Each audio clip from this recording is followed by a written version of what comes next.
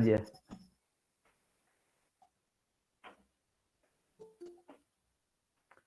Oh iya, sambil menunggu Rahayu share screen, tolong diperhatikan ada beberapa informasi yang mungkin Anda perlu harus ketahui bahwa mata kuliah ini ada praktikumnya. Ya, kemarin saya sudah berkoordinasi dengan pengampu kelas satunya, yaitu Bu Reni. Dan itu nanti siapa koordinatornya Iqbal ya? Iqbal ada ini udah masuk belum? Ada Pak. Oke, Iqbal nanti dikoordinasikan dengan koordinator di kelas A-nya. Kemudian untuk praktikumnya kita mulai biar agak longgaran dikit setelah UTS ya. Jadi nanti setelah UTS kita kebut sekitar 10 kali pertemuan gitu. Nah, untuk kapan itu praktikumnya, Iqbal dengan koordinator kelas di kelas bagian A itu nanti berkoordinasi ya harinya apa yang bisa, yang nanti kelas A itu tetap Bu Reni yang akan, karena ini pertama kali praktikum ya, semester kemarin nggak ada praktikumnya masalahnya. Jadi nanti untuk kelas A itu Bu Reni yang akan mengampu praktikumnya dan kelas B saya.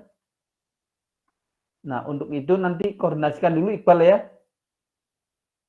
biar nggak bentrok dengan kelas yang satunya gitu. Tapi itu untuk setelah UTS.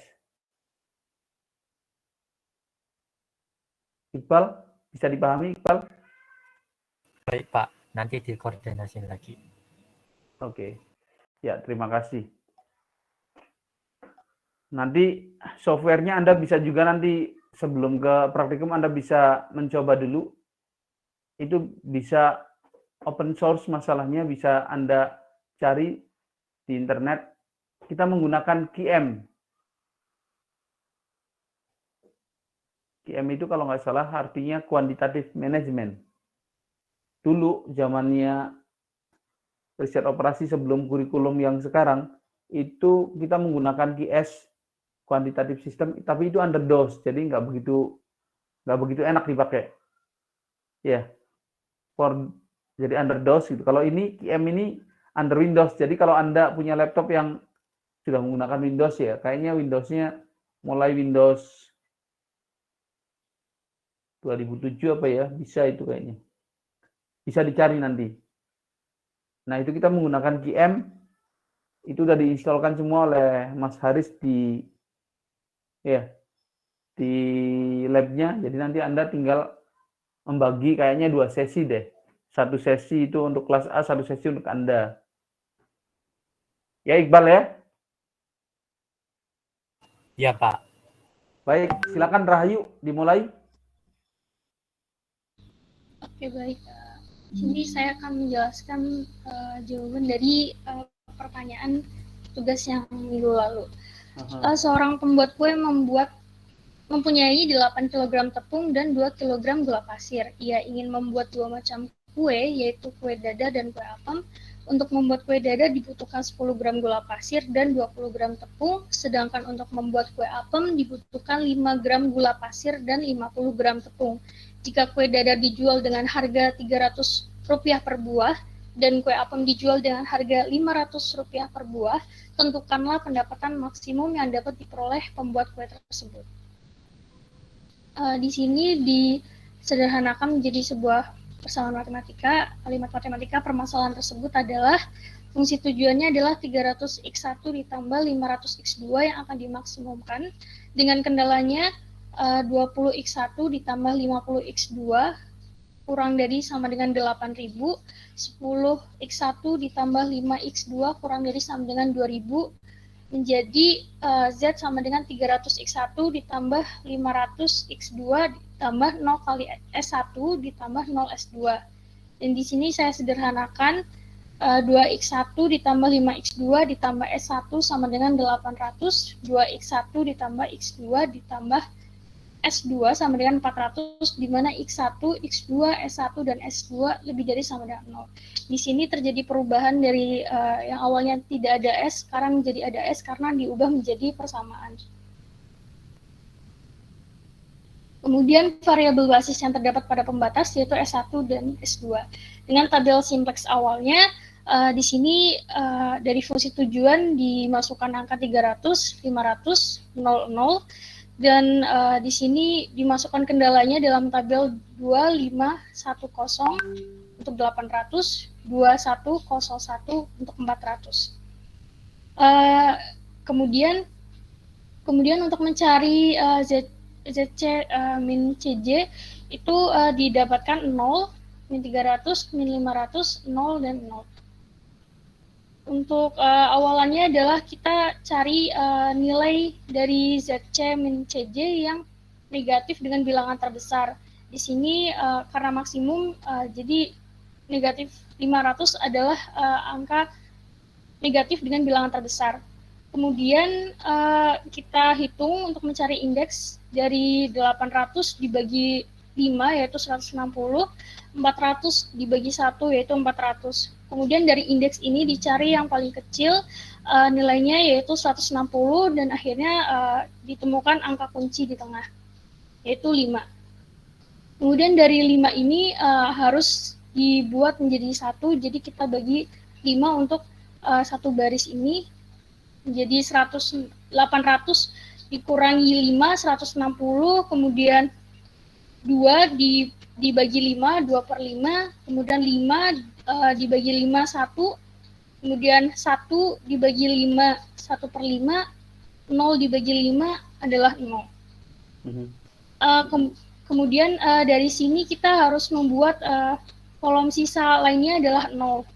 Jadi setelah dihitung diperoleh 240, 8 per 5, 0, negatif 1 per 5, 1, di mana dihasilkan dari awalnya di sini 1 dikurangi dengan angka kunci menjadi 0 dan lainnya dikurangkan dengan 1. Dan untuk baris ZC min CJ dilakukan hal yang sama, yaitu kita harus membuat ini menjadi 0 dengan cara karena di sini angka kuncinya menjadi 1, jadi ditambah 500 untuk semua baris yang ada di sini dengan baris kunci. Hasilnya adalah 80.000. Sebentar yuk. Ya, Pak. Caranya gimana? Caranya adalah awalnya di sini adalah negatif 500 dan kita harus mengubahnya menjadi 0. Dengan angka kunci 1, maka di negatif 500 itu ditambah 500 dan dikalikan 1. Sehingga untuk baris yang ada di ZC min CJ ditambah dan dikalikan 500 pada baris kunci, Pak. Baris kunci Anda kalikan 500 gitu ya. Kemudian ya, ditambahkan ke baris yang tadi baris ZC yang ini. ada ya. CJ. Ya. Kalau yang satunya lagi? Yang satunya lagi awalnya adalah bernilai 1 untuk angka kunci 1. Berarti Anda langsung ya? Iya, Pak. Ya. Terus, jadi hasilnya gimana? Anda temukan mana? Lanjut. Sehingga di sini sudah kolom yang ada di sini sudah 0 semua, namun di sini belum optimal karena di nilai ZC min CJ masih ada nilai bertanda negatif. Ya, terus? Sehingga dilakukan iterasi yang kedua, di mana ini menjadi kolom kunci, dan kita hitung dari sini dibagikan dengan baris kunci, yaitu 160 dibagi 2 per 5 menghasilkan indeks 400, 240 dibagi 8 per 5 menghasilkan indeks 150. Kemudian dicari nilai yang paling kecil di antara indeks ini, yaitu 150 dan menjadi baris kunci. Sehingga ditemukan angka kunci, yaitu 8 per 5. Sebentar, Rahayu. Itu kolom kuncinya apa ya? Kolom kuncinya 2 per 5, 8 per 5, min 100, Pak. Anunya apa? Variabel basisnya apa? X1? di kolom kunci. Iya, Pak. Iya, Nah, kamu harus mengatakan bahwa X1 ini menjadi kandidat yang menggantikan variabel basis apa? X1 Is di sini ya, Pak. bukan. Baris kunci basis yang mana ini? Basisnya mana? S2 ya? S2, Pak. Nah, S2 ini dia keluar digantikan dengan X1. Ya, nanti di iterasi berikutnya yang S2 ini udah menjadi X1 nih.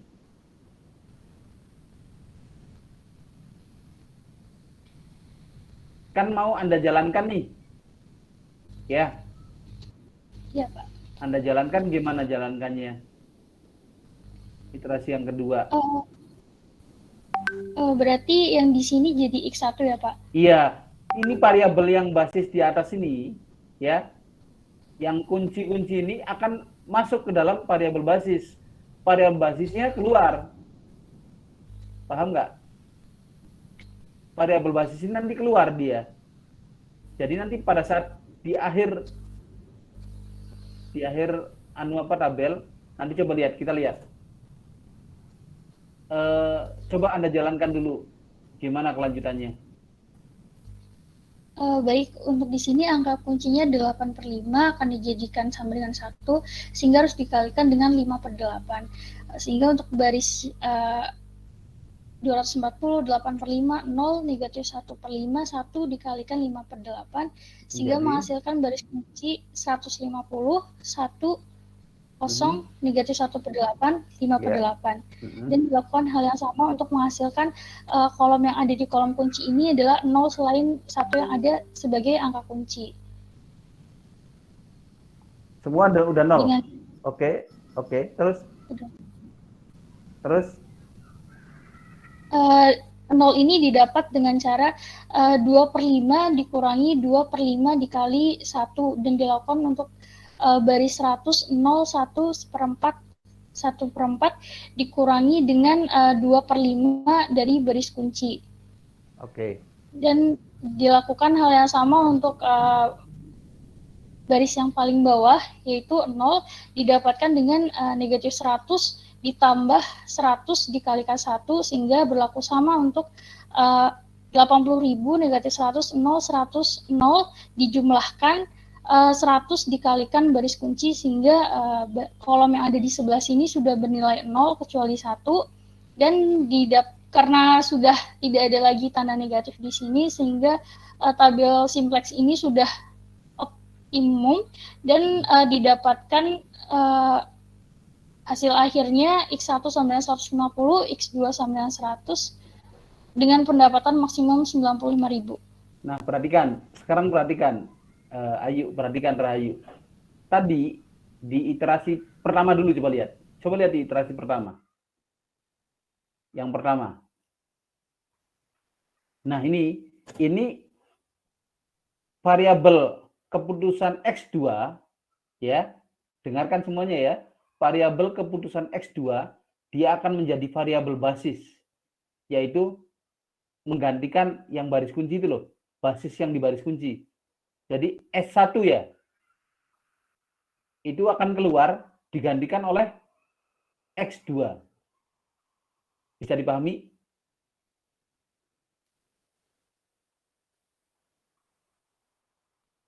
Bisa dipahami nggak? Gini. Yang variabel basis S2, ini Ayu nih. Yuk, sekalian diganti aja. Yang S1 ya. Yang S1 itu diganti dengan apa yuk? Dengan X2. Kan yang masuk X2 kan? Loh, kok ke sini? Jangan ke sini dulu. Tadi ke tabel di simplexnya. Nah, ini variabel keputusan X2 yang di kolom kunci nih. Ini akan menggantikan variabel basis S1. S1-nya diganti X2. Nah, ini yang pertama ya. Nah, kemudian Anda kan olah nih. Olah menjadi iterasi kedua. Coba lihat iterasi keduanya. Nah, dalam iterasi kedua, variabel keputusan yang masuk menjadi basis yang mana? X1 ya. X1 masuk ke variabel basis. Menggantikan apa?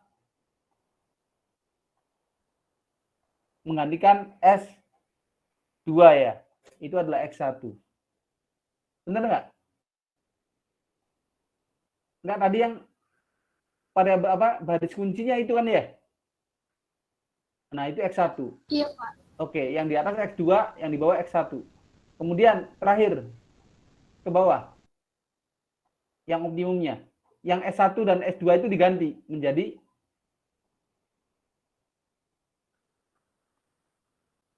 berapa?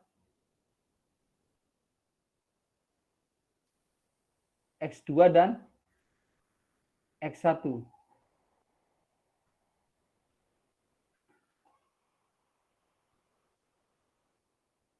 Nah, dari sini baru Anda mengatakan bahwa ini variabelnya sudah optimal, ya, karena ZJ min CJ-nya sudah lebih besar dari sama dengan 0 semua. Kemudian dengan nilai optimumnya mana? Lihat X1-nya. X1-nya berapa? Berapa yuk? 150, Pak. Dari mana Anda dapat itu? Dari perhitungan tabel simplex. Mana yang mana? Yang mana angkanya yang mana? Coba lihat. Itu yang B itu loh. BI itu loh. X1 kan BI-nya segitu ya? Berapa tuh? 150, Pak. Iya, itu sisi sebelah kanannya. Jadi X1 sama dengan 150.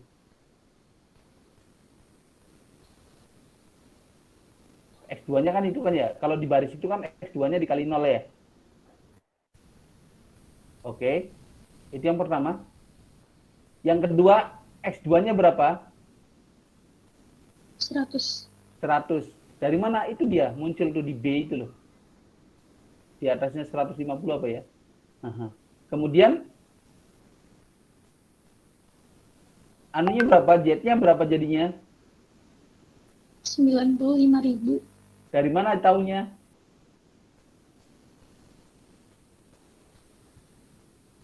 Dari mana tahu yuk? 95.000 yuk. Dari perhitungan tadi, Pak. Iya, dalam tabel simplex ini. Ini dia. Z ini 95.000 di bawah yang BI itu loh. Ini adalah Z. Kelihatan nggak? Yuk, kelihatan nggak yuk? Yang ini, Pak, yang saya tunjuk 95.000 atau Iya. bukan, Pak? Iya betul. Ini adalah Z-nya. Ini sebenarnya Z ya. Nah, di sampingnya yang mulai dari 0 tuh, 0 ke sana, itu adalah ZJ min CJ. ZJ min CJ. Z-nya 95.000 yang ini. Oke, good. Sampai di sini. Ada yang bertanya yang lain? Bagus. Terima kasih Ayu sudah mencoba. Jangan takut ya, kalau salah nanti diperbaiki. Ya, nanti ditunjukkan di mana salahnya. Oke. Lanjut ke nomor berikutnya. Ada lagi yang mau menampilkan hasil tugasnya? Silakan.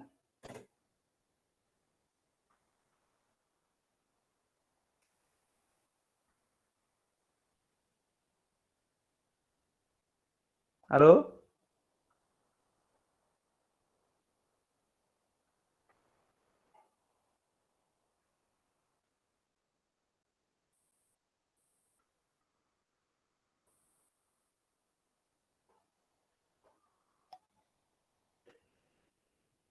Baik, kalau nggak ada, saya akan membahas sedikit berkaitan dengan kelanjutan dari tabel simplex yang kemarin ya.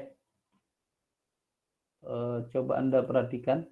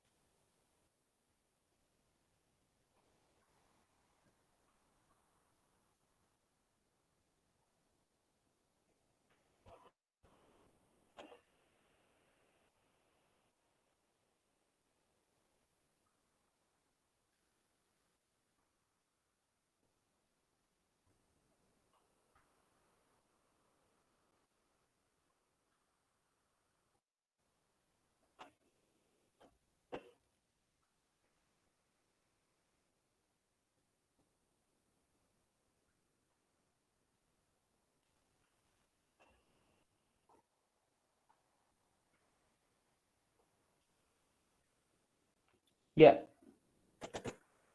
Sekarang perhatikan, kalau seandainya ya masalahnya dirubah menjadi minimasi.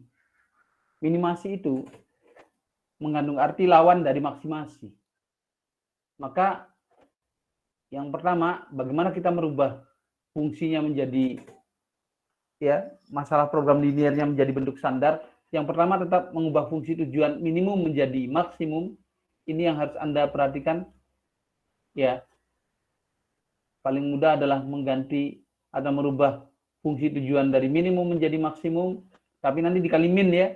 Nah, setelah diperoleh hasilnya, Anda kembalikan lagi, dikali min lagi, maka diperoleh nilai Z yang minimasi tersebut.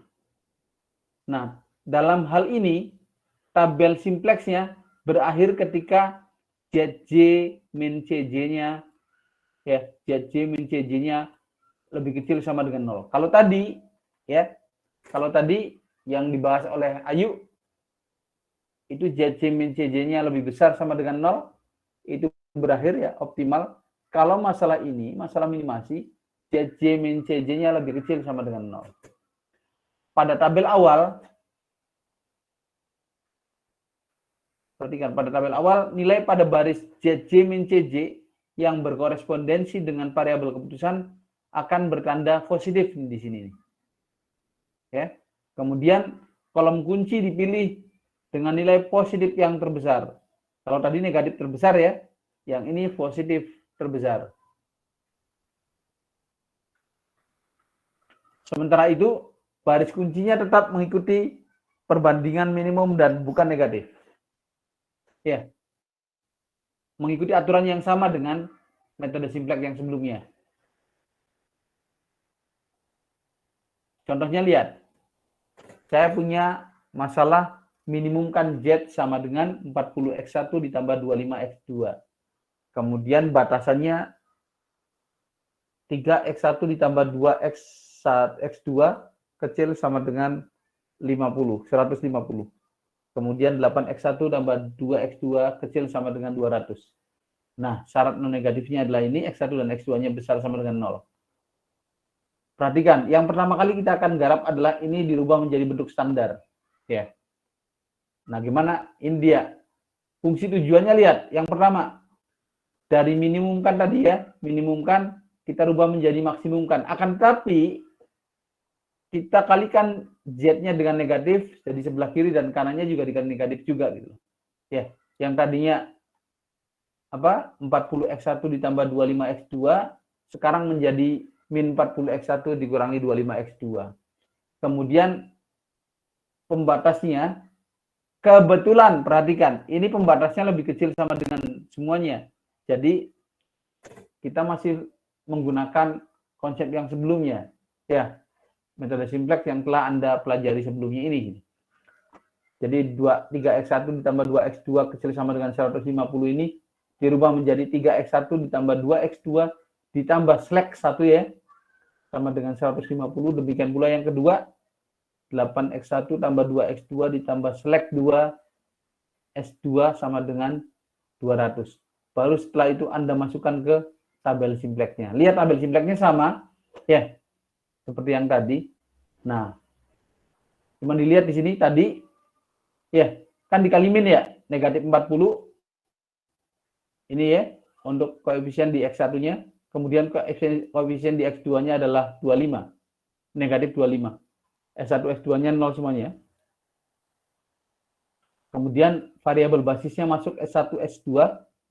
Nah, ini dengan cara yang sama, ZJ min JJ-nya seperti yang sebelumnya, Anda akan dapatkan bahwa di sini ya, kan dikurangi min CJ ya, dikurangi CJ ya. Itu nanti akan keluar di sini positif semuanya nih. 0, 40, 25, 0, 0. Ya, ini dicari dengan cara yang sama seperti sebelumnya. Nah, baru Anda operasikan. Operasinya gimana? Kalau yang kemarin ya, itu cari yang minimum yang terbesar, negatif yang terbesar untuk kolomnya. Kalau ini dibalik. Kolom kuncinya diambil positif yang terbesar. Jadi ini ya.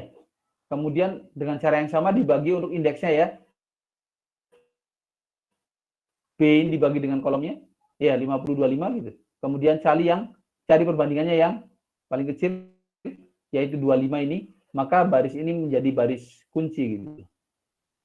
Nah, dengan cara yang sama seperti sebelumnya, Anda akan lakukan itu sampai Anda dapatkan bahwa CJ-nya ini, CJ-nya ini lebih kecil sama dengan 0 semuanya. Ya, 0, 0, min 12, min 0,5.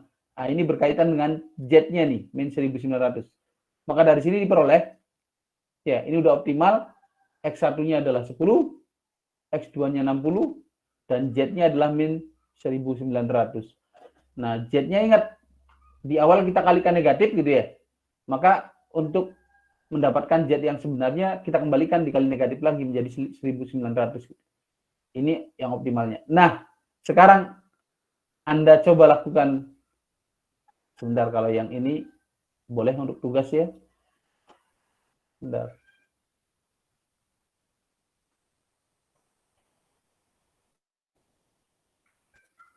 Sebelum ke perubahan tanda ya.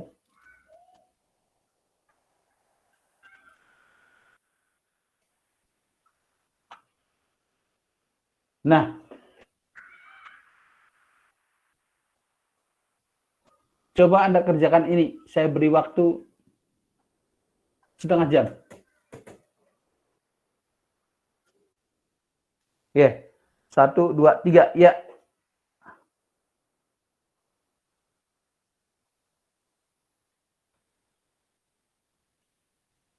Semua bekerja. Ya, semua bekerja. Artinya jangan saling menunggu nanti orang lain untuk menjelaskan atau memaparkan hasilnya. Saya akan tunjuk di antara kalian.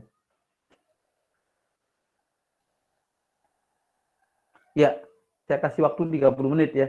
Jadi persis jam 4 saya akan tunjuk.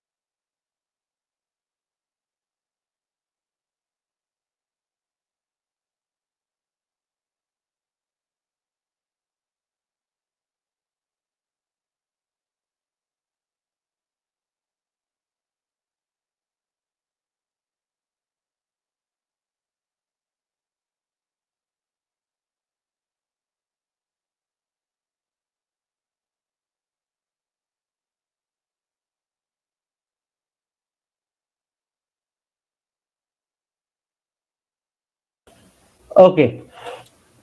Ya, ada yang sudah mau mempersiapkan untuk memaparkan hasilnya? Atau saya tunjuk satu persatu?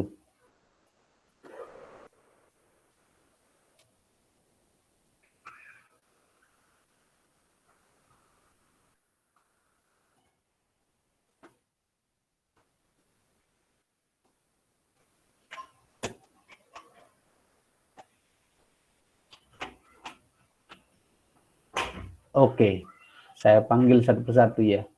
Risma, mana Risma? Risma Ayu Ningtyas, Iya, Pak. silakan.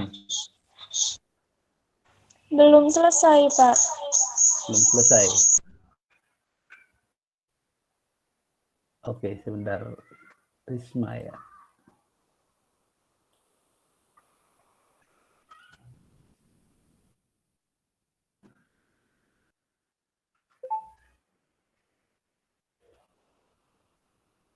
Oke. Iqbal, mana Iqbal?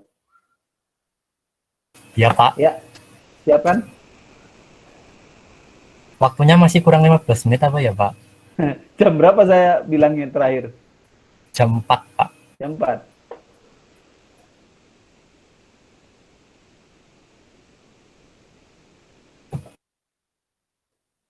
Ya, oke jam 4 ya.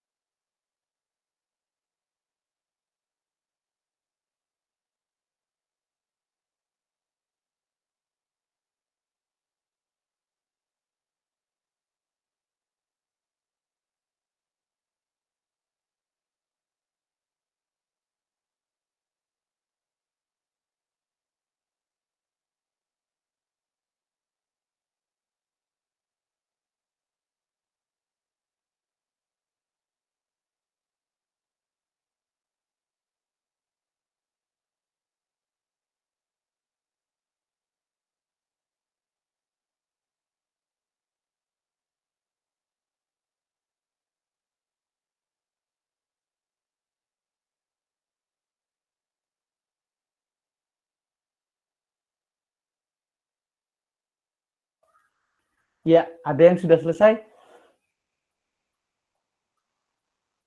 Baik, kalau belum selesai nanti Anda lanjutkan lah ya. Sekarang saya akan membahas sedikit tentang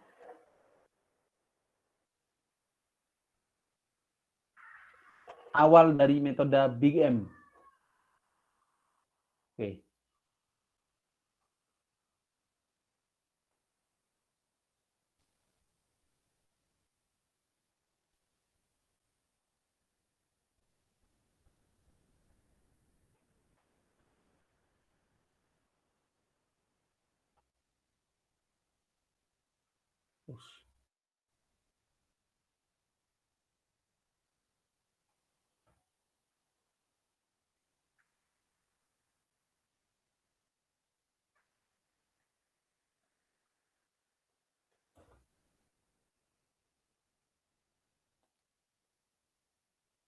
Iya, ya dari sekalian,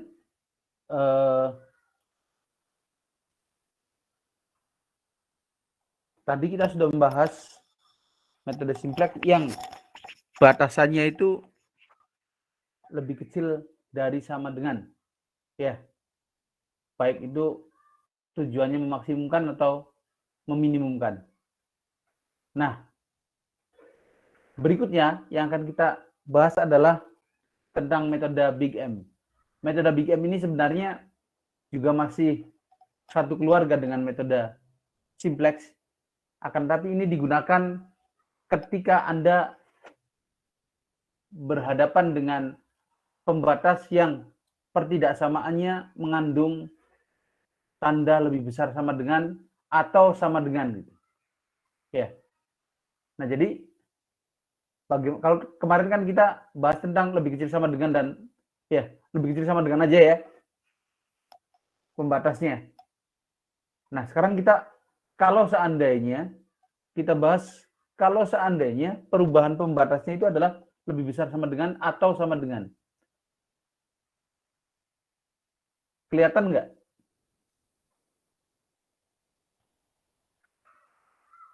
Slide-nya kelihatan nggak?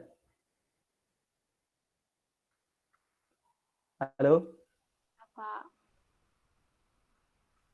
Iya? Baik, saya lanjutkan ya. Jadi kalau pembatasnya berbentuk lebih besar sama dengan, maka perhatikan, jika permasalahan program linearnya ya dengan pembatas lebih besar sama dengan ini untuk fungsi atau bentuk standar di metode simplexnya itu diubah menjadi persamaan dengan mengurangkan luas kiri pembatas dengan variabel surplus gitu. Artinya kelebihan dia gitu ya. Dikurangi dengan surplus, kemudian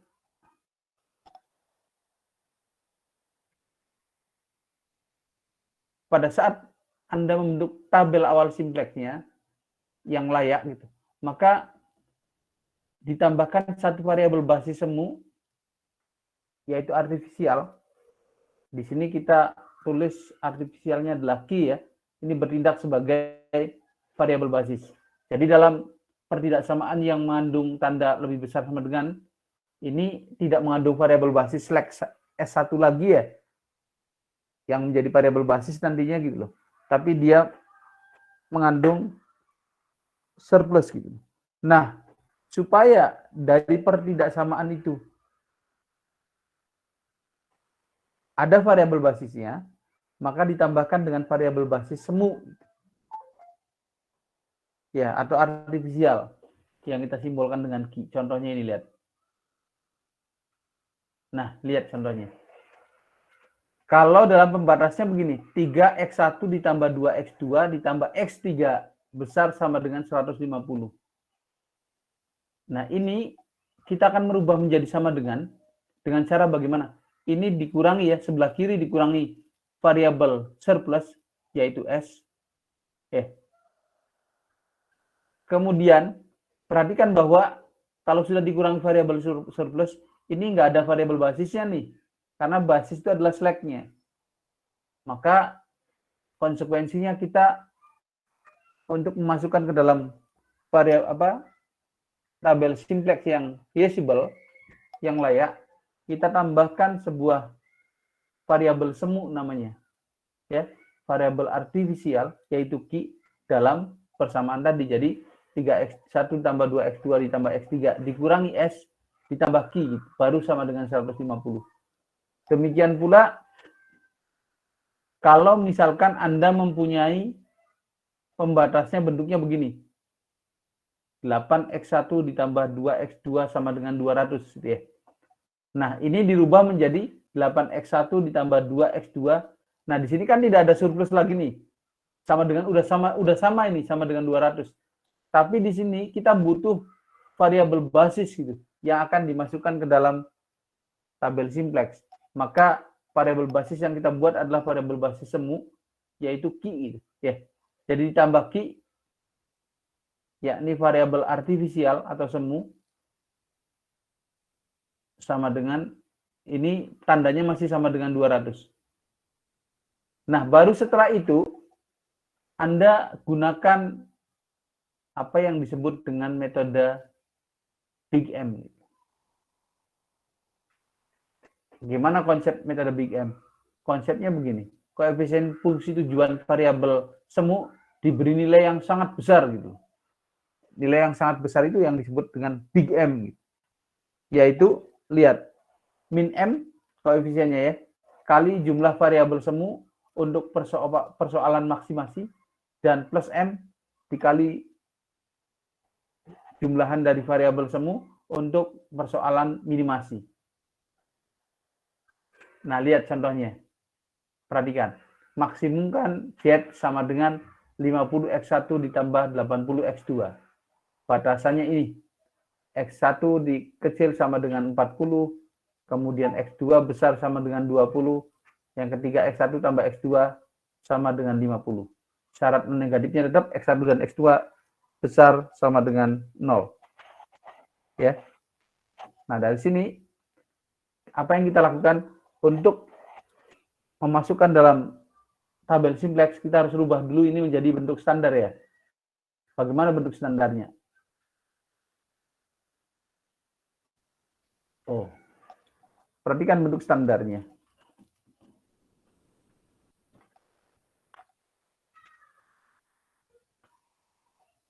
Semoga nggak susah ini ya, ininya apa? Pennya. Oke. Nah, perhatikan.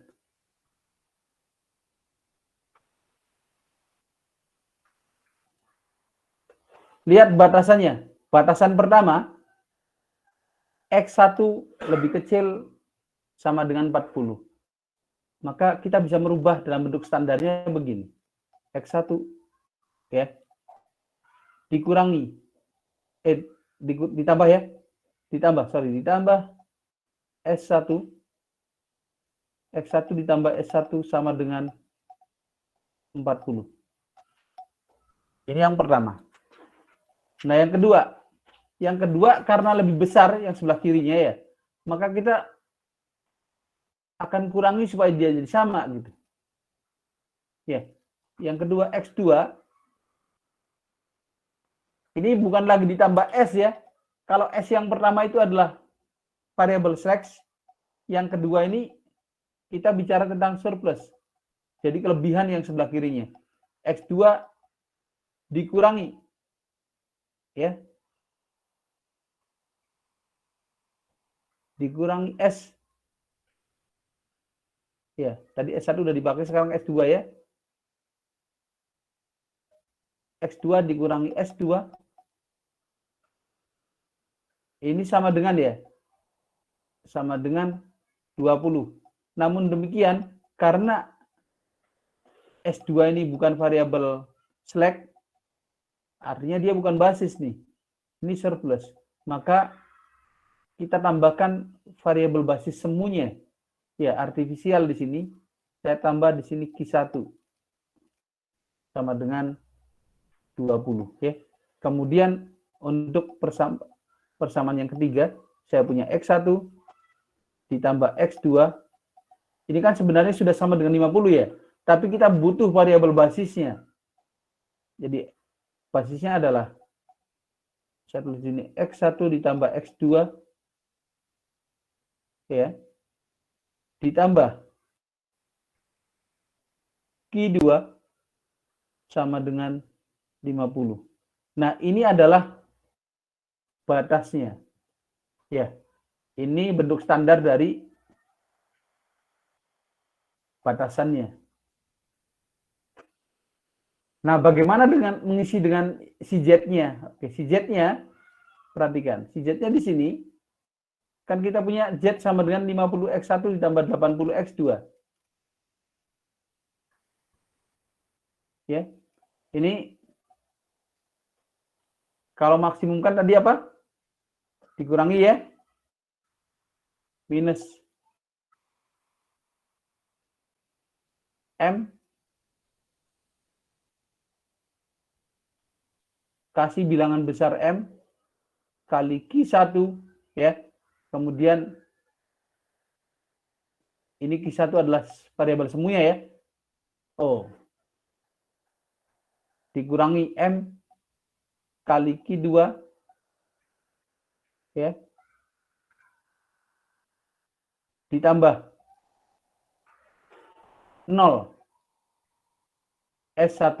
Nah, ini seleknya ya. S2 ini bukan selek dia. Surplus, jadi nggak masuk dalam variabel di fungsi tujuan. Sehingga kita dapati bahwa bentuk standarnya adalah ini. Yang akan kita masukkan dalam tabel simpleknya.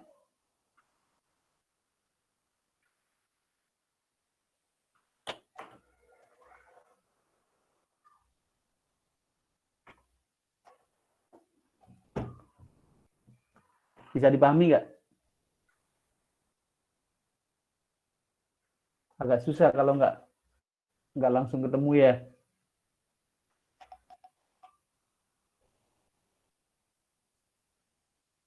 Bisa dipahami kah?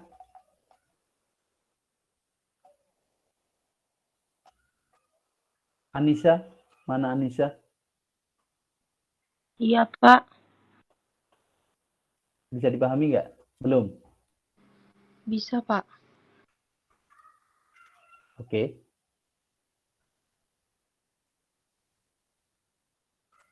Ya, sekarang kita lihat berikutnya. Nah, kita lihat contoh yang ini. Ini latihannya ya. Oke, saya kasih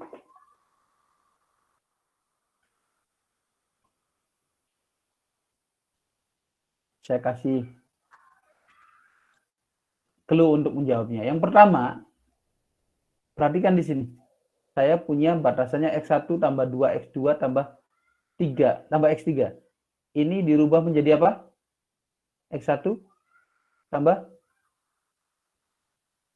2X2 ditambah X3. Ya, dikurangi S1. Paham nggak di sini? Tapi S1 ini adalah surplus ya. Tapi ditambah dengan Q1 sama dengan 20. Ya. Ditambah dengan Q1 sama dengan 20.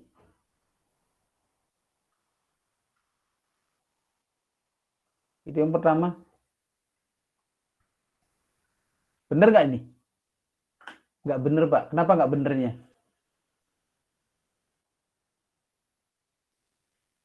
Halo? Ada yang tahu kenapa nggak benarnya? Karena tandanya lebih kecil sama dengan. Ketika Anda berhadapan dengan lebih kecil sama dengan, maka tidak dikurangi lagi. Ya, tapi ditambah dengan S1 sama dengan 20. Dan ini sudah tidak ditambah dengan Q lagi gitu. Ya, karena S1 yang ini merupakan flex yang menjadi variabel basis. Nah, yang kedua, iya ini yang ini. 2X1 ditambah X2 Ini karena lebih besar, maka ini dikurangi dengan S2 ya, ditambah Q1 baru sama dengan 4. Sementara itu yang ketiga saya punya 2X2 ditambah 4X3 ya, ditambah dengan Q2 sama dengan 10. Ini adalah bentuk standar dari pembatasnya. Kemudian bagaimana dengan fungsinya? Fungsinya kita dapat 2X1 ditambah 3X2 tambah X3. Kemudian di sini ditambah dengan 0 kali S1 seleknya ya. S1 seleknya sudah nggak ada lagi ya. Cuman S1. Kemudian dikurangi dengan, karena dia maksimum ya, dikurangi M kali Q1 minus M kali Q2. Nah, ini adalah bentuk standarnya.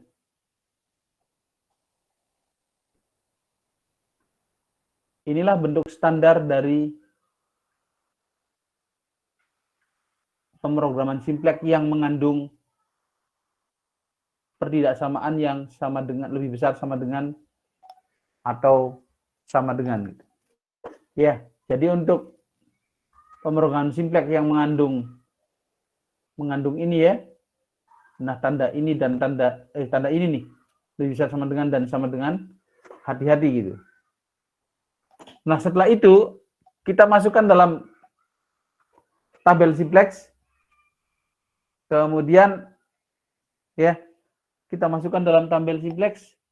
Kemudian Anda baru gunakan operasi seperti yang sebelumnya.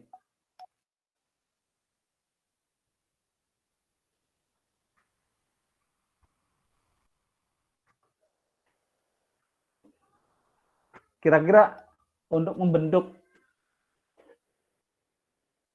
bentuk standar dari pemrograman simplex tersebut bisa dipahami nggak?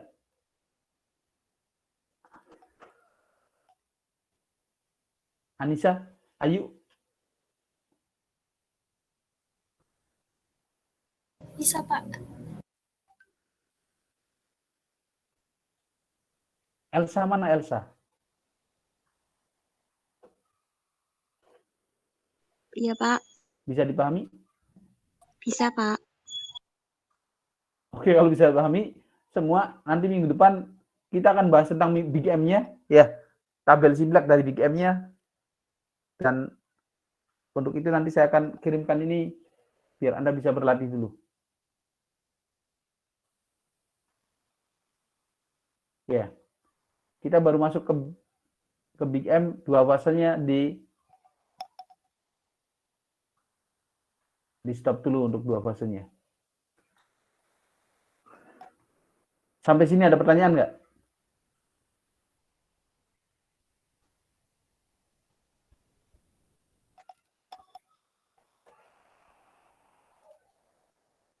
Ada pertanyaan?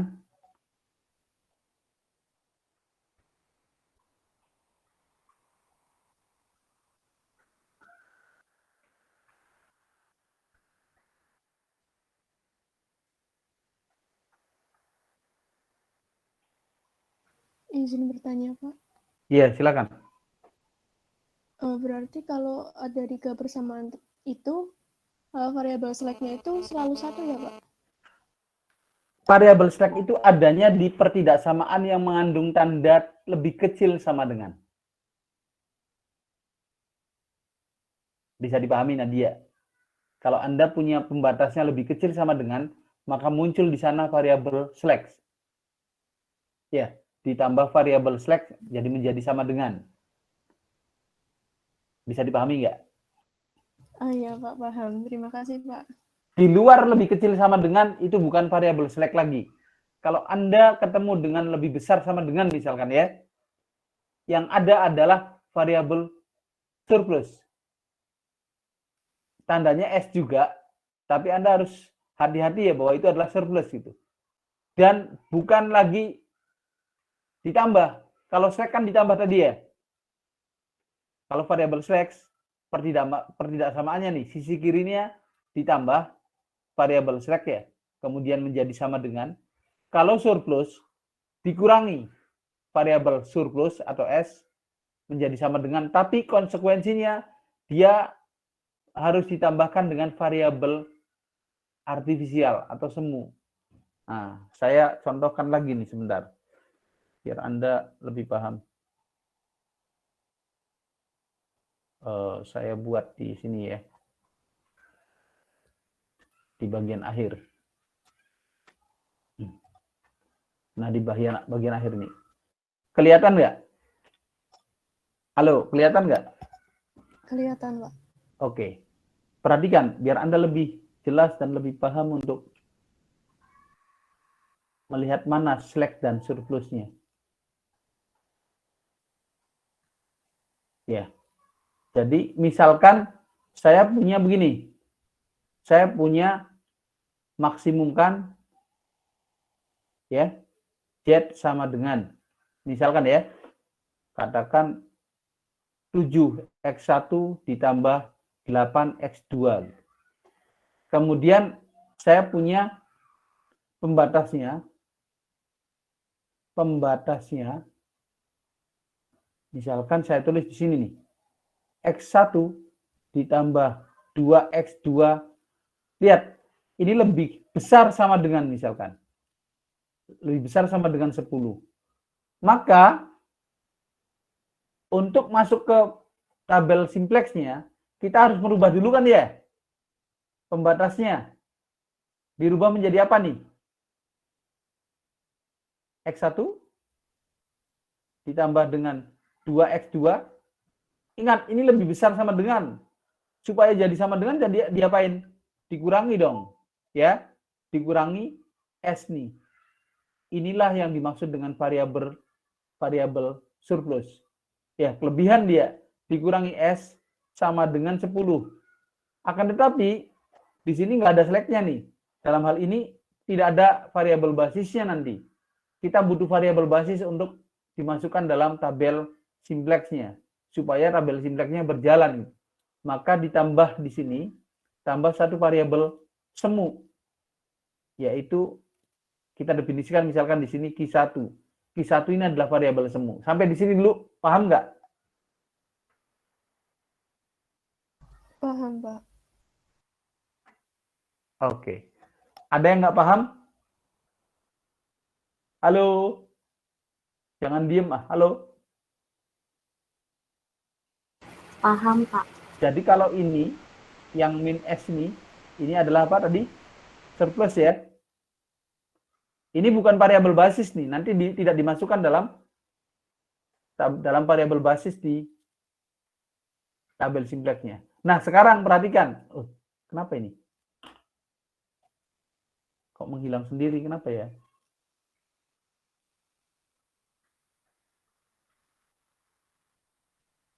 Mana tadi?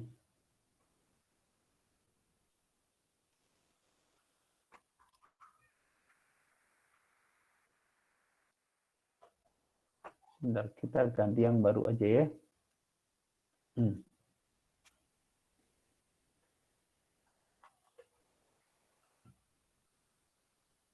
Oke.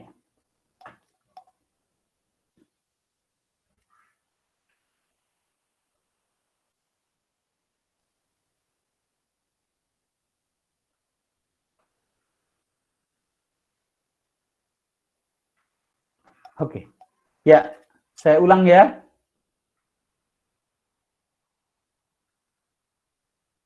Jadi, ketika kita berhadapan dengan masalah program linier yang bentuknya lebih besar sama dengan gitu ya. Contohnya gini, misalkan ya. Tadi ya, X1 ditambah X2 misalnya lebih besar sama dengan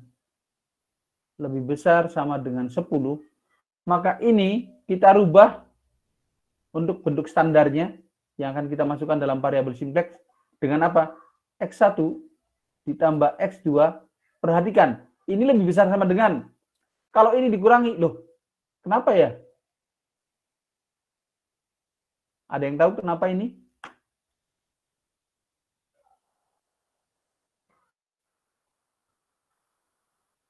Kok aneh?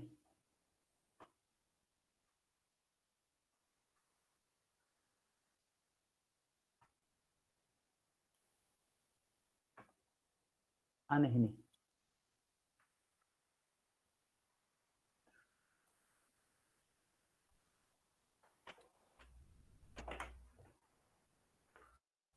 Ya,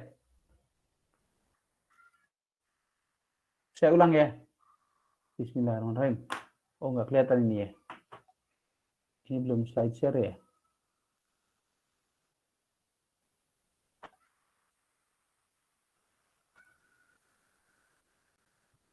Oke. Semua melihat slide-nya? Terlihat, Pak. Oke. Saya ulang ya. Jadi kalau pembatasnya lebih besar sama dengan misalkan gini ya. Kemudian saya punya pembatasnya begini. 2x1 ditambah x2 gitu. 2x1 tambah x2 besar sama dengan 10 gitu loh. Maka yang ini sebelah kirinya ini nggak boleh dikurangi karena kalau dikurangi ini nggak boleh ditambah gitu. Kalau ditambah lebih besar nantinya. Maka yang kita lakukan adalah 2x1 ditambah x2 dikurangi dengan S1. Inilah surplus. Ya, ini surplus. Ini sama dengan 10. Nah, akan tetapi dalam persamaan ini kita nggak dapatkan variabel basisnya karena surplus ini bukan basis, dia koefisiennya -1 nih. Oleh karena itu kita buat variabel yang disebut dengan artifisial, variabel semu. Nah, ini ditambah dengan Q1. Inilah variabel basisnya nih. Itu untuk yang lebih besar sama dengan. Untuk yang satu lagi yaitu sama dengan ya. Misalkan sama dengan kita punya mana ini ya tadi? Nggak kelihatan nih.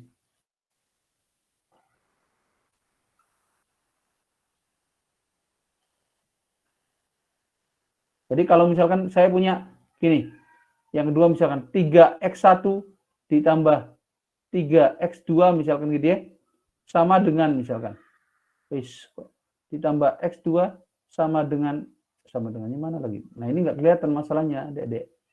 Jadi agak susah saya.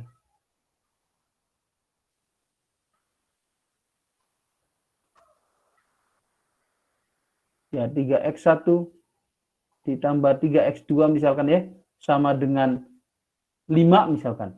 Maka kita punya 3x1 tambah 3x2 sama dengan 5 kan sudah sama dengan.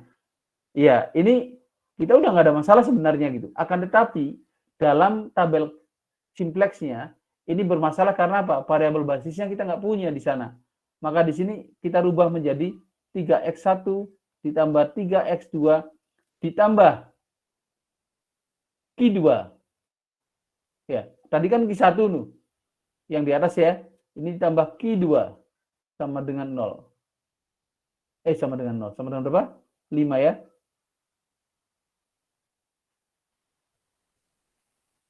Mana ini? Nah, ini.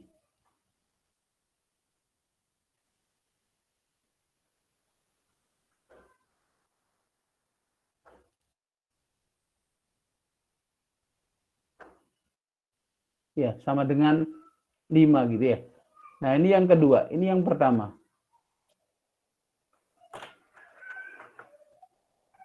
Jadi kalau lebih besar sama dengan, dikurangi dulu dengan surplus, kemudian baru ditambahkan dengan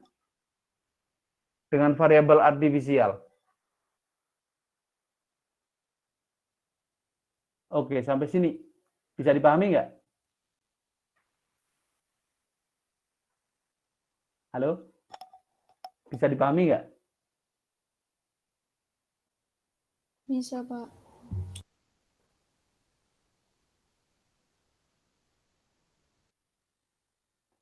Slack hanya ada pada pertidaksamaan yang tandanya lebih kecil sama dengan. Oke. kita akan lanjutkan metode Big M ini. Itu adalah awalnya ya, sampai di pembentukan standarnya ya, bentuk standar simplexnya. Baru nanti minggu depan kita masuk pada operasi di tabel simplexnya. Ya. Nah, untuk apa? Untuk memperlancar Anda terhadap materi Big M ini, tolong nanti dikerjakan ya latihannya.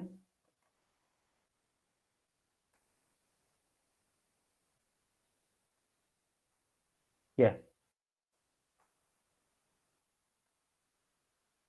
Latihannya dikerjakan.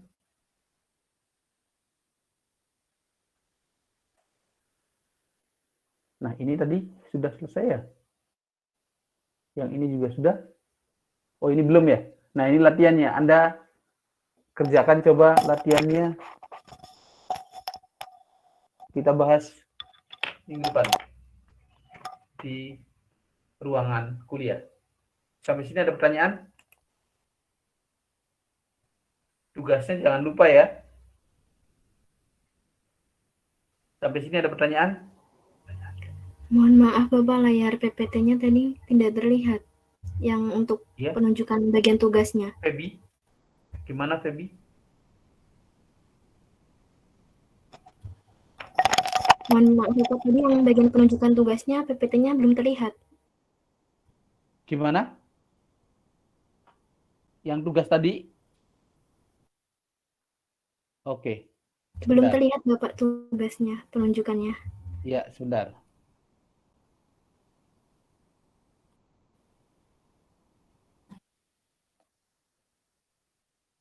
Ya. Ini latihannya. Dikerjakan. Kemudian tadi yang tugas yang sebelumnya kan bukan itu ya yang saya minta Anda kerjakan. Yang ini ya. Dengan metode simplex.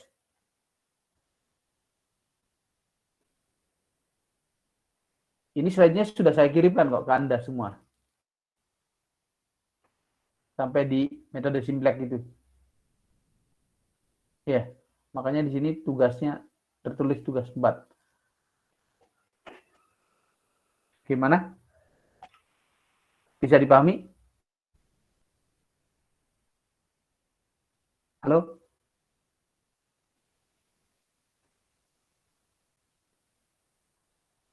Ya.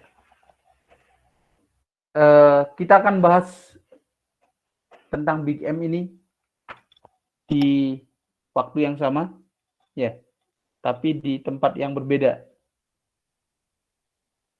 Kayaknya Anda itu harus dipelototin sama saya ya. Jadi biar langsung masuk kayak kemarin, sepertinya pada saat Anda menangkap atau mendengarkan penjelasan tentang simplex, kelihatan Anda sudah kelihatan paham nih. Tapi kalau sekarang saya tidak bisa melihat itu. Baik, kita akan lanjutkan minggu depan di waktu dan tempat yang berbeda ya di MIPA. Saya akhiri dulu untuk kuliah hari ini ya. Assalamualaikum warahmatullahi wabarakatuh. Waalaikumsalam warahmatullahi wabarakatuh. Terima kasih Pak. Terima kasih Pak.